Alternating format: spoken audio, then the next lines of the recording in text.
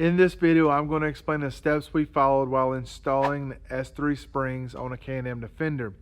Stick around to the end, we'll give you our thoughts about the springs and if they would be bought again, knowing what we know now.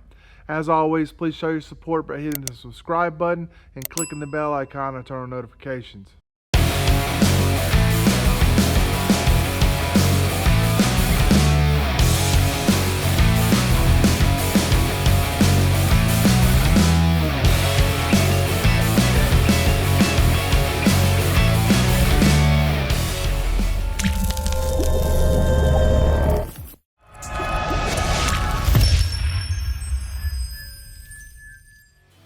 First, removing the shocks and what tool we used.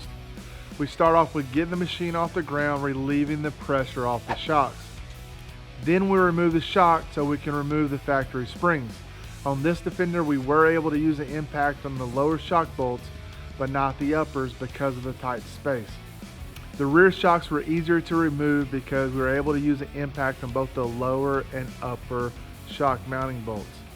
Now the spring compressor we used makes it a lot easier because it's all one piece and reducing the slipping when it's at full compression. I'll actually leave a link in the description of this video that explains more in detail about it. Second, removing the springs. Now this part's easy if you're using the spring compressor that we linked in the description below. You start off finding which forks fit the factory springs the best, and then you assemble the tool with those forks. Once that was completed, then we placed the tool on the springs. We used a ratchet and socket to compress the spring until we were able to take off the slotted spring retainer. Once that was off, then we uncompressed the spring and removed it from the shock. Important tip here is do not use the impact with this tool. It states that in the instructions, and from a friend's personal experience, it could cause the tool to break, potentially ending in serious injury. Third, the disclaimer. I strongly suggest not installing these springs yourself and bringing it to a professional shop to do it for you. What we are about to explain is for entertainment purposes only and is in no way of us telling you how you should install this spring kit. Because of how they were designed, it was very dangerous to get these springs installed. You can tell when the S3 springs are compared to the factory springs that they coil in a different direction. Now the factory springs coil direction is what I've dealt with in the last 12 years. S3 might have certain reasons of why they coil the springs in this direction, and if you have a standing spring compressor, you probably won't have the same issues that we have. We are in no way talking bad about a product. We are just explaining the hurdles we had to go through in getting these springs installed. Fourth, installing the new springs. We started off finding the forks that fit the diameter of the springs. Then we did our best wedging the compressor onto the springs, giving enough surface space to press on. Once that was in place, we attached 2 ratchet straps around the spring and the compressor to help keep everything tight against the compressor. Then from there, we slowly tightened it back down.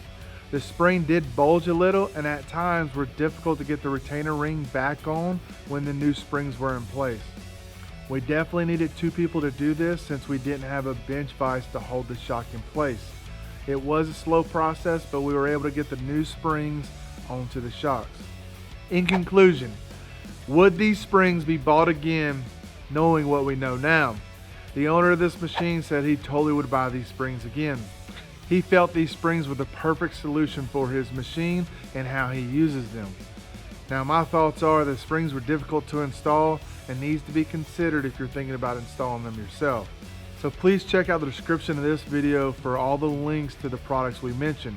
Using the links in our description to buy these products helps us to continue to bring you great information like this video. Please show your support by hitting the subscribe button and clicking the bell icon to turn on notifications.